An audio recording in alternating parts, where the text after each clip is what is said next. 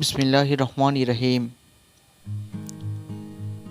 NTCR কর্তৃক notice ই-রেজিস্ট্রেশন সংক্রান্ত সকল বেসরকারি শিক্ষা প্রতিষ্ঠানে শিক্ষক নিয়োগ বিধি কার্যকর করার লক্ষ্যে ই-রেজিস্ট্রেশন হলো শিক্ষক নিয়োগের পূর্ববর্তী যে ধাপ, সে ধাপটি ই-রেজিস্ট্রেশনের মাধ্যমে একটি প্রতিষ্ঠানের মূলত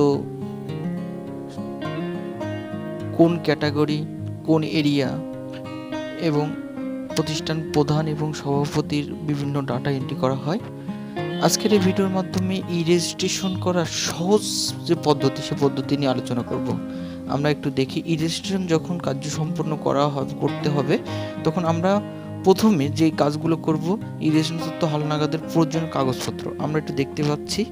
প্রতিষ্ঠান প্রধানের ছবি, এই কাজ সম্পন্ন করতে হলে আপনাকে প্রথমে প্রতিষ্ঠান প্রধানের এক কপি ছবি, প্রতিষ্ঠান প্রধানের ভোটার আইডি কার্ড, প্রতিষ্ঠান প্রধানের স্বাক্ষর ও প্রতিষ্ঠান প্রধানের ব্যবহৃত 2টা মোবাইল নাম্বার, এই কাগজপত্রগুলো আপনারা অবশ্যই সংগ্রহ করে এগুলো স্ক্যান করে, এগুলো সুন্দর করে ছবিটা স্ক্যান করতে হবে। প্রতিষ্ঠান প্রধানের ভোটার আইডি কার্ড পিছনের সামনের পার্ট এবং পিছনের পার্ট দুই পাশেই স্ক্যান করে প্রতিষ্ঠান প্রধানের স্বাক্ষর স্ক্যান করতে হবে। প্রতিষ্ঠান প্রধানের যে মোবাইল নম্বরগুলো আছে এগুলো সংগ্রহ করতে হবে। দ্বিতীয় যে কাজটি করতে হবে সেটি হচ্ছে সভাপতি, প্রতিষ্ঠান প্রধানের যে সভাপতি থাকবে, প্রতিষ্ঠান প্রধানের সভাপতির ছবি, সভাপতির ভোটার আইডি কার্ডের ফটো, যে আইডি কার্ডটি আছে ওই আইডি কার্ডের ওপরের পার্ট এবং পিছনের পার্ট দুই পার্টই আপনার স্ক্যান করে নিতে হবে। সভাপতির স্বাক্ষর, একটি স্বাক্ষর সভাপতি স্বাক্ষর করবে, ওটাই স্ক্যান করে নিতে হবে। ছবির ক্ষেত্রে যে কথা বলা হচ্ছে 300x300 পিক্সেল করলে ভালো হয়। তাছাড়া আপনার ভোটার আইডি কার্ড স্ক্যান করতে হবে, আর স্বাক্ষর 300x200 করলেও পিক্সেল করলে হবে। এবার আমরা একটু দেখি এনটিসিআর যখন আমরা এই ছবি কার্য সম্পন্ন করব, আমরা কোন ওয়েবসাইটে গেলে এই তথ্যগুলো দেখি। www.ntrca.gov.bd, যখন আমরা এই ওয়েবসাইটে প্রবেশ করব, আমরা ঠিক এমন একটি পেজ দেখব। এটি হচ্ছে এনটিসিআর এর প্রথম পেজ। আমরা এই পেজটি দেখতে পারবো। যে সকল শিক্ষক মণ্ডলী এই কাজটি করবে,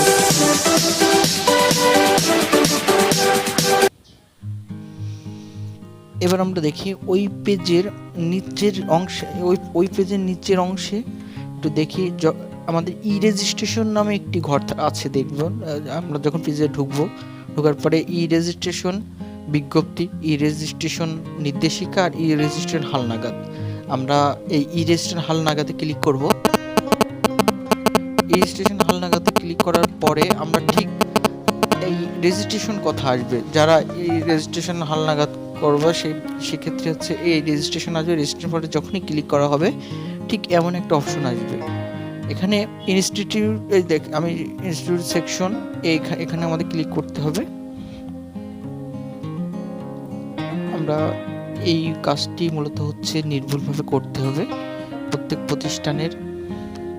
হ্যাঁ, এই ইনস্টিটিউটে যখন আমরা ক্লিক করব তখন এই রেজিস্ট্রেশন কথাটা আসবে। রেজিস্ট্রেশনের এরপরের যে কাজটা আছে, আমরা যখন রেজিস্ট্রেশনে ক্লিক করব তখনই আপনারা দেখতে পাচ্ছেন ইউজার আইডি আর হচ্ছে পাসওয়ার্ড।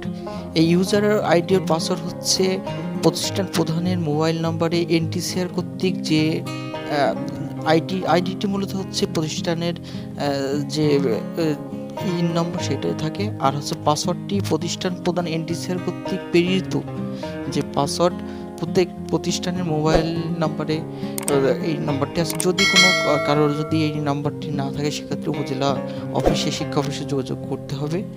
আর মূলত এটি যে সকল প্রতিষ্ঠান, যেহেতু এই ভিডিওটি শুধুমাত্র হালনাগাদ করার পরে যদি কারোর কোনো প্রশ্ন থাকে তাহলে সে অবশ্যই নিচে কমেন্টস করবেন। আর আমি মূলত এই চ্যানেলের মাধ্যমে শিক্ষা বিষয়ে সকল তথ্য আপলোড করে থাকি। এবার আমি একটু দেখি, যখন আপনারা পাসওয়ার্ড দিয়ে প্রবেশ করবেন তখনই যে আমি আমার প্রতিষ্ঠানের হালনাগাদ করা কাজ সম্পন্ন করেছি। করার পরে আপনারা দেখেন, যখন হালনাগাদ ওই পাসওয়ার্ড, ইন নম্বর পাসওয়ার্ড দিয়ে ঢুকবেন, এখানে একটু দেখেন প্রথমে আপনাদের অপশন থাকবে যে এমপিও অথরিটি কি, অথরিটি বাংলাদেশ, যাদের যে বোর্ড, কারো মাদ্রাসা, কারের যে বোর্ড, সেই বোর্ড দিতে হবে। আমাদের যেমন director of secondary and higher education. তারপরে সেটি হচ্ছে আপনার প্রতিষ্ঠানটি কোন ক্যাটাগরিটা সিলেক্ট করতে হবে। আমার যেমন প্রতিষ্ঠানটি 11 to 12, সেক্ষেত্রে 11 আর 12 দেওয়া হচ্ছে, আমি সিলেক্ট করেছি। দেখেন, আপনারা দেখতে পাচ্ছেন। আমি কাজটি কমপ্লিট করার পরে এমপিও কি না, যদি এমপি হয় সেক্ষেত্রে এমপিও দিতে হবে। তারপরে হচ্ছে স্ট্যাটাস, এটি কি কোন এরিয়ার ভিতরে, ঠিক আছে। তারপরে মানে এডুকেশনটা কেমন, মেল ফিমেল কো এডুকেশন, সেক্ষেত্রে সেটা সিলেক্ট করতে হবে। তারপরে হেড অফ ইনস্টিটিউশন, প্রতিষ্ঠান প্রধান এরিয়া, সকল তথ্য দিতে হবে।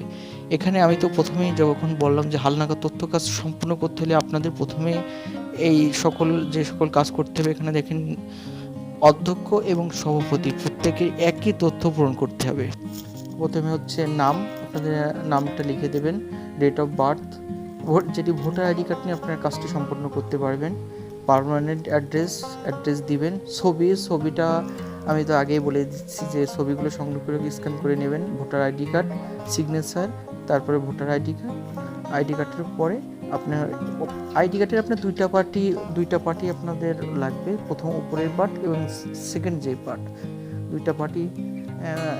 এই কাজ করার সময় যদি আপনারা প্রথমেই এই মোবাইল নম্বর, ছবি, ভোটার আইডি কার্ড এগুলো স্ক্যান করে, বিশেষ করে আইডি সিগনেচার এগুলো স্ক্যান করে নিলে বেশি সময় লাগবে না, খুব তাড়াতাড়ি কাজটি সম্পূর্ণ হয়ে যাবে। এরপরে দেখবেন সেভ বাটনে যখন ক্লিক করবেন, তার আগে আপনারা অবশ্যই পেজটি মনোযোগ সহকারে দেখবেন। মনোযোগ সহকারে দেখার পরে পেজটি সেভ করবেন। সেভ করার পরে যে অপশন আসবে, প্রিন্ট অপশন, আপনাকে এই পেজটি প্রিন্ট করে রেখে দিতে হবে। আপনারা দেখতে পাচ্ছেন আমি প্রিন্ট অপশনে আমি সকল ডকুমেন্ট পূরণ করার পরে এই প্রিন্ট অপশনে রয়েছে। আমার এই চ্যানেলে যারা নতুন, অবশ্যই চ্যানেলটি সাবস্ক্রাইব করে রাখবেন। আর কোনো সমস্যা হলে অবশ্যই কমেন্টস করবেন। আজ এই পর্যন্ত, পরবর্তী ভিডিও দেখার আমন্ত্রণ রইল। এই পর্যন্ত, আল্লাহ হাফেজ।